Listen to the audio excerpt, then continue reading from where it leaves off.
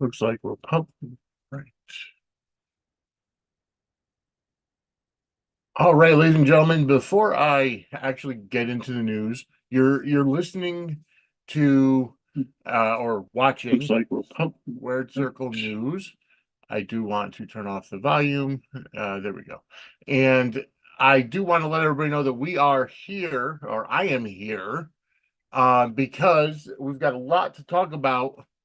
Um, Going forward right now in the WWE. First,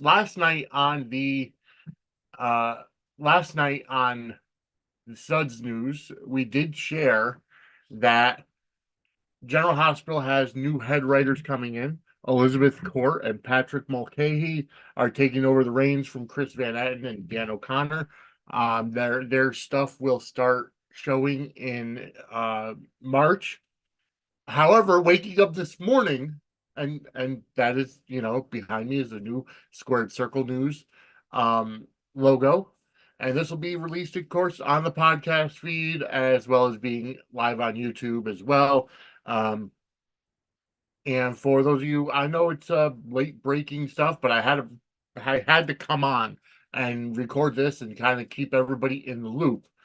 Waking up this morning, a lot of stuff has happened in the world of the WWE and TKO. The first thing that I read was I thought it was just a meme, like one of those things that people put out. However, WWE and Nick Khan specifically has brokered a deal that starting in January 2025, WWE's Monday Night Raw flagship program will be moved to Netflix. That's right. Uh, the streaming service has had a lot of uh, problems with their streaming live feeds recently. They had a lot of NFL. I believe they had some NFL stuff. They dabbled in some live sports, and now WWE is moving over there. But what does that really mean? Well, that means for the all of North America, for the UK, uh, that means Monday Night Raw will be on there as well as worldwide.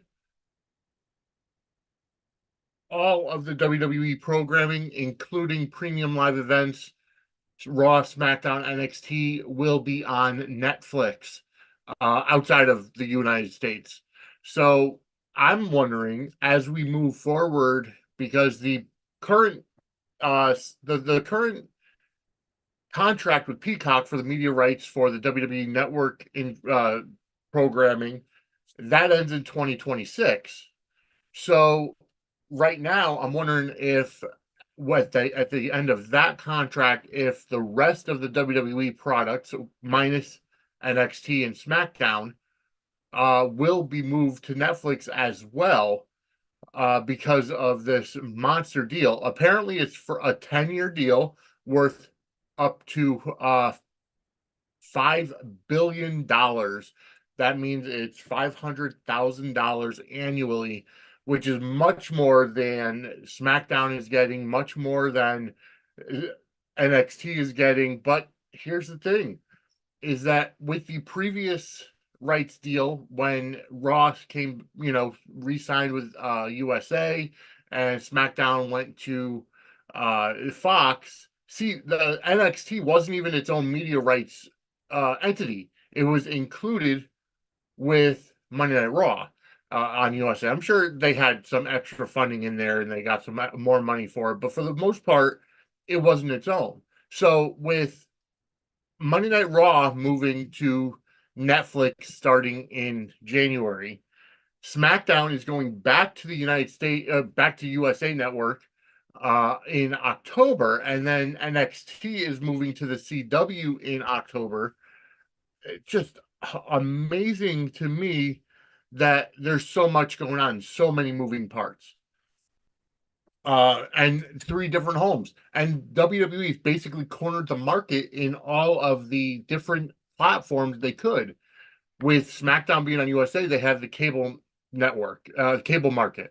With NXT being on the CW, they have the over the air or the network actually market, and now with Netflix is streaming. So what does that mean?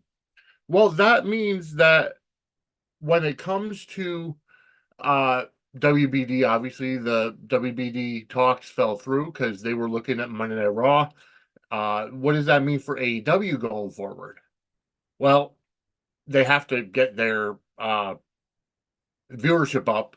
I've been vocal saying that I'm not a huge fan of AEW, but at least the fact of the matter is it's a wrestling company. If Tony Khan really wants to compete the way he says he does, the way he thinks he's a competitor with the WWE, now it opens up much more in terms of possibilities for the AEW brand. Will they, with their current ratings, will they get a monster deal like the WWE? Probably not, but they're still growing. Like AEW has only been around for 5 years. TNA has been there for 20 years and now is finally starting to make some more noise because they had to go through their growing pains. They came out of the box in, early 2002 as just a pay-per-view company. Then they evolved to get onto Fox Sports Net and then Spike TV. And then they had to move around to different networks because nobody really watched them. And they didn't have the best infrastructure. I think TNA is in a really good place now where the infrastructure could be there. The NWA obviously has the lineage and the legacy behind their brand name. And quite honestly, Billy Corgan is a wrestling fan, a wrestling historian, almost similar to Tony Khan in the fact that it's somebody with money who, instead of creating his own company, he bought the rights to the company and kind of made an indie out of it, and has, they've been on YouTube and now they're on the CW app. They don't have actual television per se, but they are going to be on the CW app, and they have pay-per-views. So they're building. There's a lot of stuff moving for wrestling right now. With WWE now being exclusive to NXT, well, at least Monday Night Raw being exclusive to Netflix starting in January, what does that mean? That means that opens up a huge possibility. I feel like cable is, and Eric Bischoff has said the same thing. Cable is deteriorating, just the same way as uh, print magazines. We just saw this week that Sports Illustrated is closing its doors. The new ownership just said, "Hey, you know what? We're done with we're done with it." Like the reading is not there. Even with Pro Wrestling Illustrated, they are not printing other than special magazines and special editions, like the PWI 500. That's a print edition, but outside of that, it's nothing. Um, Before I get to the PWI year-end awards, which I'll get to in just a little bit, um, I do want to thank you guys for watching. Whoever is in the audience, the chat is open as well if you have anything to include. Um, but again, go ahead, hit the like button, subscribe, get notified. Last night at 10 p.m., you did see Suds News, um, because that's our normal Monday night time slot, 10 p.m. For tonight at 10 p.m. Eastern, 7 p.m. Pacific, you're going to see Dockside at the Bay. That'll be the new time slot for that show. My new co-host Kim and I will be here at 10 p.m. Eastern, going over everything that was in episode 2 of The Bay, the Beginning, which is on Tubi TV, Amazon Prime, and so on and so forth. And we're doing one episode a week. It's going to be short podcasts because the episodes themselves are half-hour shows. So why, I doubt it'll go more than, probably no more than a half hour, maybe an hour, depending on how well we're talking about it. But either way, okay. So I do want to thank you all for watching and listening. All right, moving on. The other breaking news this morning, besides Monday Night Raw moving to Netflix, was Dwayne Johnson, The Rock, being named to the TKO board of directors. I was not expecting that. When I read the news this morning, I was half groggy because of the simple fact that you're waking up, you're kind of looking through your Facebook feed, you're looking through your X feed, you're looking through all the news of sports or whatever, and right then and there, The Rock is, there saying he joined the TKO board, and what comes along with it is that he now has full use and the rights to the Rock gimmick that he can use instead of being Dwayne the Rock Johnson or what have you. Um, he's got the rights to use the Rock in anything. WWE maintains the rights to use it for wrestling purposes, but now Dwayne Johnson owns the trademark of the Rock. So as of this morning, this is from Fox Business, but it's been all over the place. Dwayne the Rock Johnson was appointed to the TKO board of directors on Tuesday as he appears ready to return to the ring to face off against the undisputed WWE Universal Champion Roman Reigns. We still don't know when that's going to happen. The rumor is that it's going to be WrestleMania. What does that do for Cody? And the fact that Roman Reigns is the world champion, does that match with The Rock have to be a world championship match? No, it actually doesn't. Um, but we still don't know what's going on with that match. We still don't know.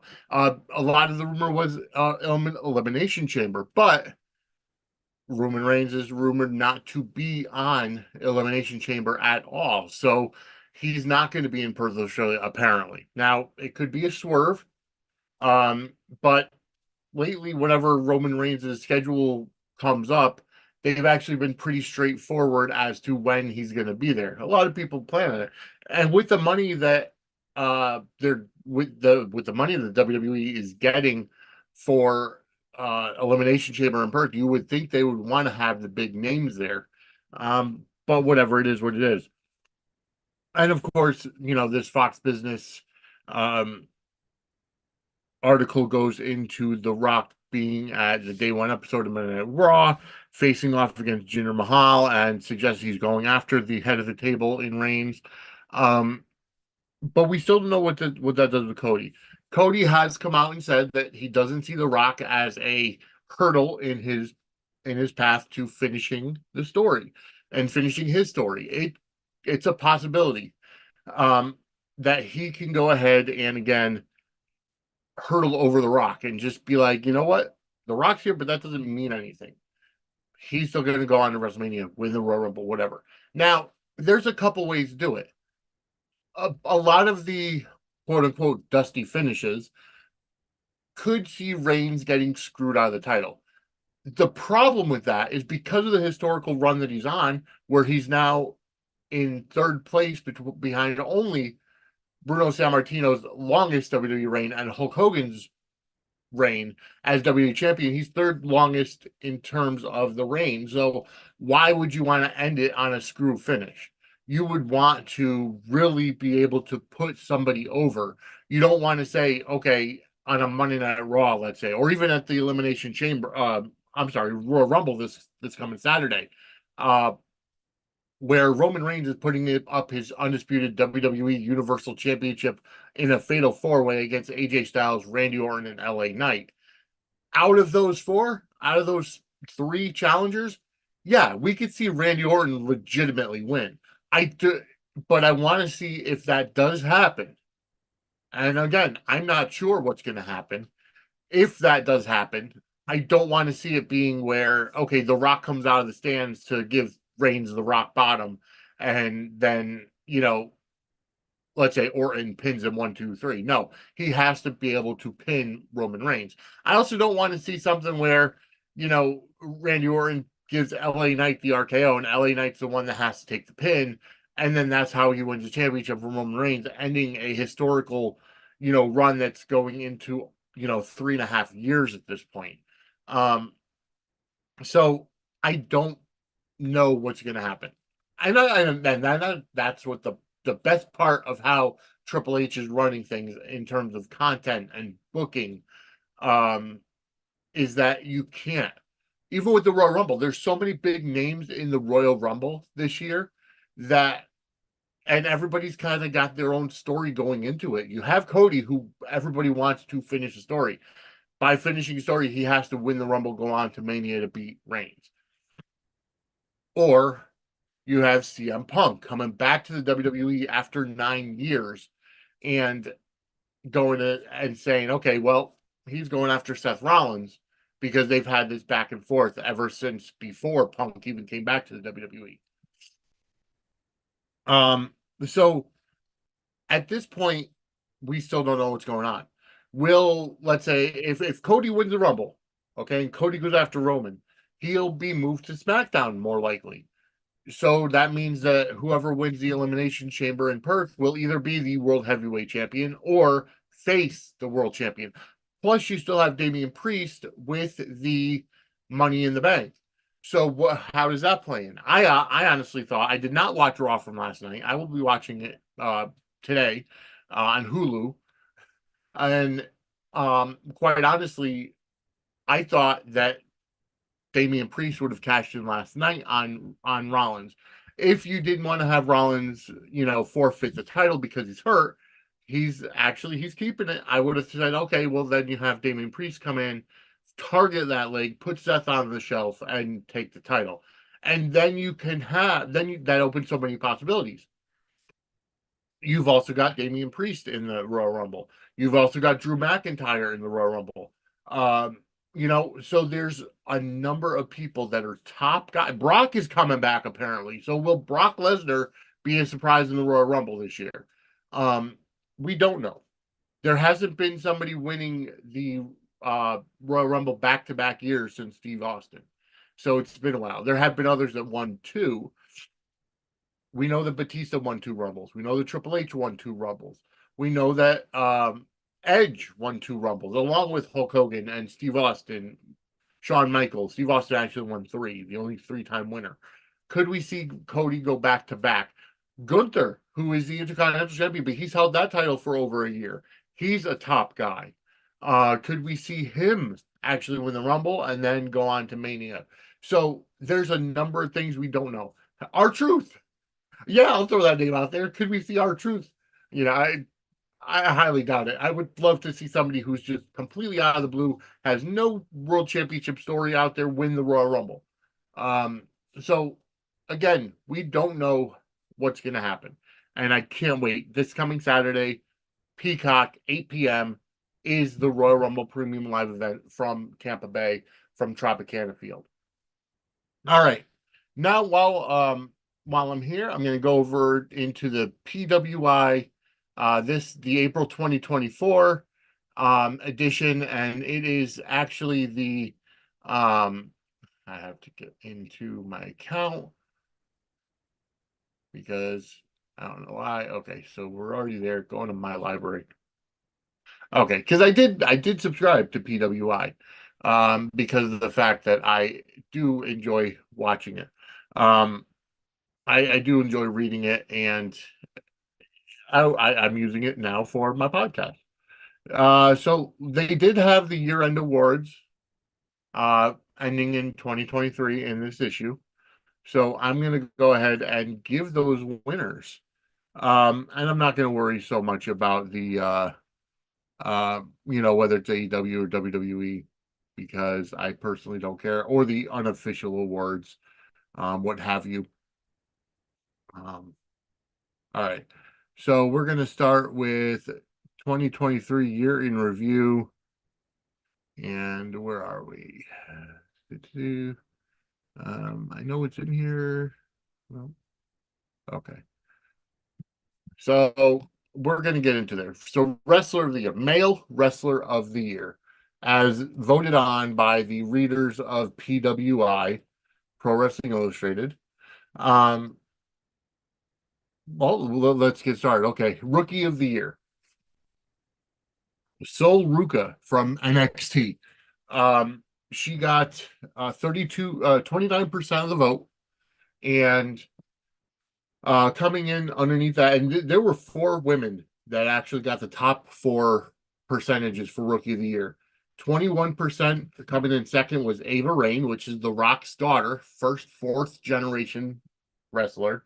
Then you had at 10% was Toga. I believe she's from TJPW. I believe that's a women's league in Japan. And then Gabby Forza came in at 8% and 32% voted for others.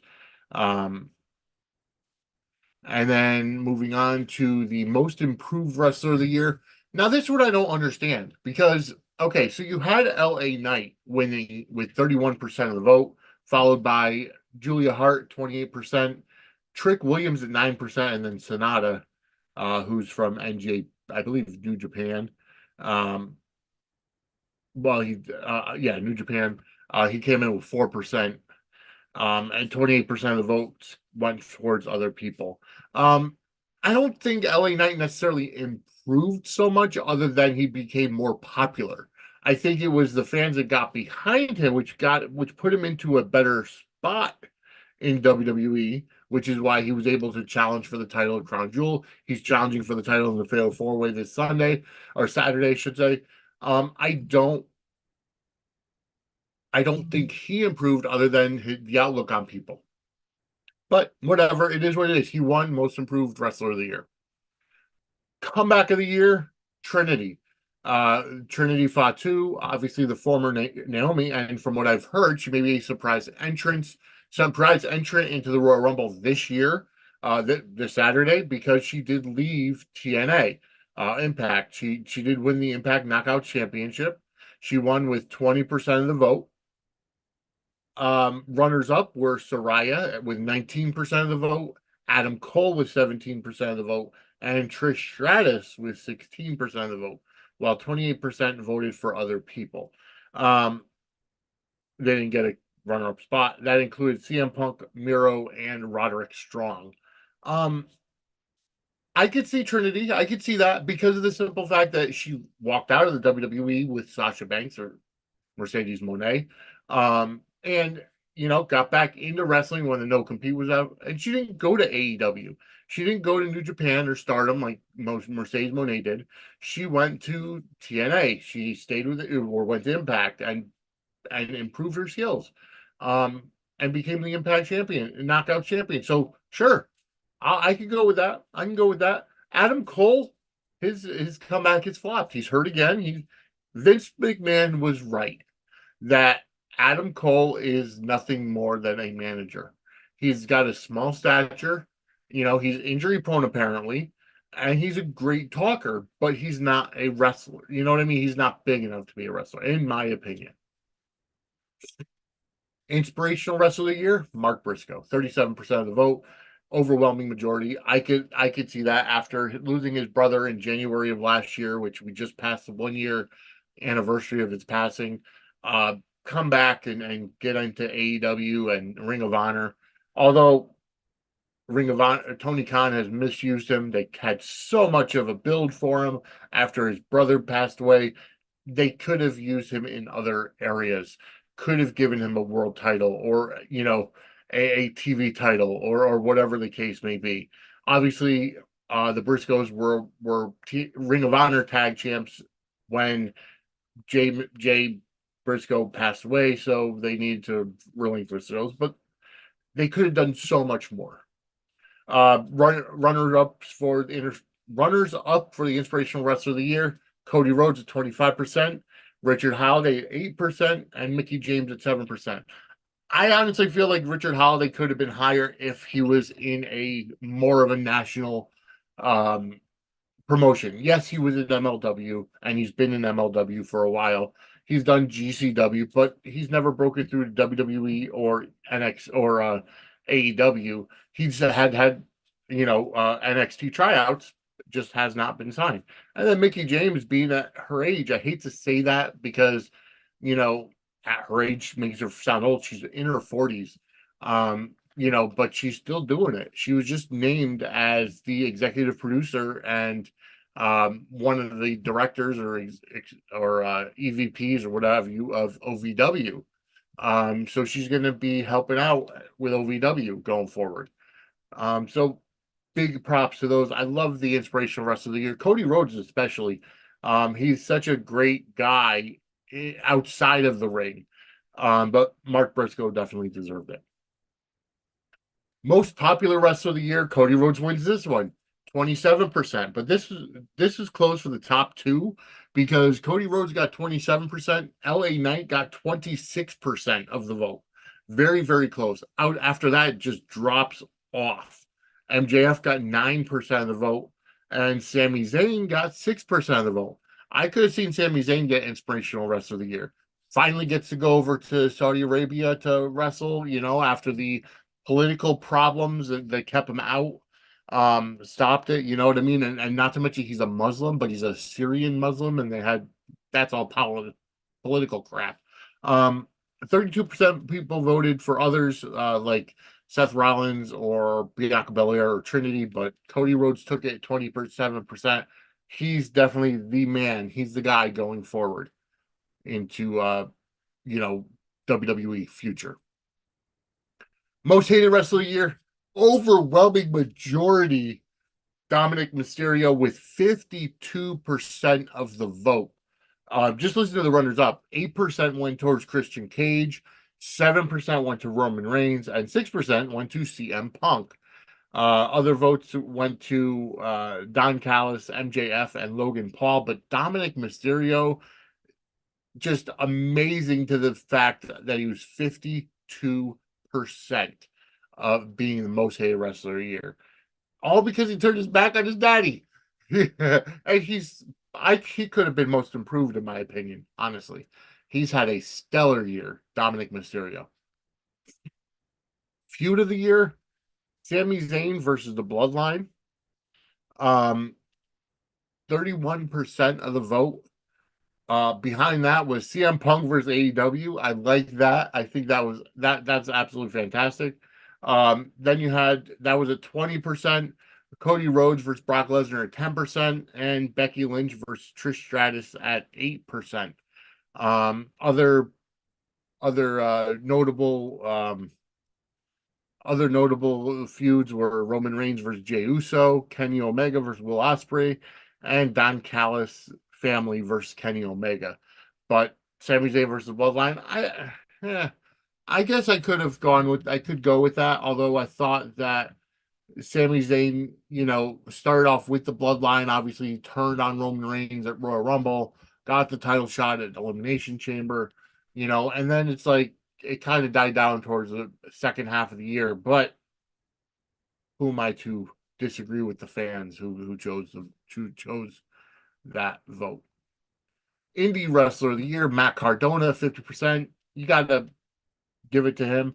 The runners up for this were Steph DeLander at 7%, who's actually Matt Cardona's valet and kind of partner in crime in this. Ali Catch at 6%, and Brian Keith at 5%. Brian Keith actually is now in ROH and AEW, and just recently had a title shot, I believe. But Matt Cardona is Mr. Indie. That's exactly what he is. Match of the year. Rhea Ripley versus Charlotte Flair got it. Only 13%, which means the majority. This is spread out. 13% Rhea Ripley versus Charlotte Flair at WrestleMania. Then you had Gunther versus Sheamus versus Drew McIntyre at WrestleMania last year at 11%. Will Ospreay versus Kenny Omega at 9%. I believe that was at Forbidden Door. And then MJF versus Bryan Danielson in March of last year, 8%. Other notable choices could have been Will Ospreay versus Kenny Omega from Wrestle Kingdom last year, Reigns and Sikoa versus the Usos on July 1st from was that something? No, that wasn't SummerSlam. Money in the Bank, I believe. And then Jon Moxley versus Orange Cassidy from a Dynamite. Why the hell would that be match of the year? I don't know. I don't know why any Orange Cassidy match would even be up there, nor Jon Moxley for that matter. But it is what it is. Tag team of the year. Kevin Owens and Sammy. Sorry, I apologize. The winners at 37% were FTR. Runners up, 16% of Kevin Owens and Sami Zayn. 9% for Better Than You, Baby, which is MJF and Adam Cole. And then 6% for the Usos. Other runners up that didn't even get named. were the Motor City Machine Guns, the Young Bucks, and then Finn Balor and Damian Priest. But FTR, they're probably the absolute best tag team in the world right now. I wish they would go back to the WWE as the Revival. Um, I feel like they could have a much better run now that Triple H, is in charge, because AEW is not utilizing them. Yeah, they've had the multiple tag title reigns, AEW, NJPW, ROH, AAA, but they're just not being used right. Honestly, they're just not. Moving on to faction of the year at 48%, the Judgment Day. And basically the Judgment Day are fantastic. They really are. They've overtaken the Bloodline. Bloodline won last year. Um, let's see. Okay, here we go. Uh, yeah, 48% faction of the year, the Judgment Day. And runners up were 16% Blackpool Combat Club, easy for me to say. And the Bloodline came in at 11%, and then Bullet Club Gold was at 6%. Other notable notable teams were the House of Black, the Outcasts, and the Cosmic Angels. Judgment Day are fantastic at this point. To be completely honest with you, um, especially with the addition now of R-Truth in there. Yeah, it's a little bit of comic relief, but you know what? R-Truth is fantastic. He really, truly is. Um, Moving on to Woman of the Year, an overwhelming majority, 50%, Rhea Ripley. Mommy's always on top, and it's the truth because Rhea Ripley is absolutely fantastic at Woman of the Year. Um, there was no one close to her.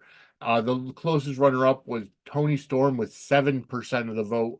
Bianca Belair got 6%, and Athena got 5%. Notable mentions include Masha Slamovich, Camille, and Trinity.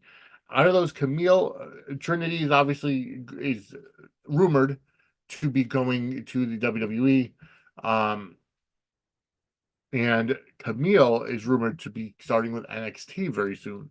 So that just goes to show you that WWE's women's division is much, much better. Okay, wrestler of the year would be Seth Rollins at 27%. It looks like that was a very close competition. Runners up include Gunther, it's 15%, Will Ospreay at 12%, and MJF at 9%. Notable mention is Rhea Ripley, Roman Reigns, and Bryan Danielson. But I'm not a Seth Rollins fan. I don't like his character. I don't like his music. Um, I really was hoping that they get the title off of him. That's all I'm going to say about that. And then the Lifetime Achievement Award for the Stanley Weston Award for Lifetime Achievement. There were two of them this year, and those are Sting and Nancy Benoit, also known as Woman. Um, I really wish they would put her in the Hall of Fame, in the WWE Hall of Fame. She deserves it, even if they don't put Chris Benoit. Yeah, of course they're not going to put Chris Benoit in. Nancy should go in on her own though. Um, and then they're going with the unofficial official awards. These are just people that write in and everything, but that's basically it. Okay, so I want to thank you guys for watching. I want to thank you guys for listening. My name is Vinny. Tonight, 10 p.m., Dockside of the Bay, right here on this network, on this channel. So yeah, so Dockside of the Bay will be here tonight, 10 p.m. Eastern, 7 p.m. Pacific. It'll be myself and my co-host Kim, and we'll be here 10 p.m. tonight. Again, we are an official affiliate for WWE Shop, which is a Fanatics experience. Go to sudsandsquarecircle.com/wrestling merch. That'll give you our affiliate link, and we will earn commission on those orders. So I want to thank you all for that. Thank you for joining today. Thank you for listening. Thank you for watching. Go ahead and hit the like button, subscribe, get notified. My name is Vinny, and I will see you the next time for Squared Circle News. Have a great day, everybody.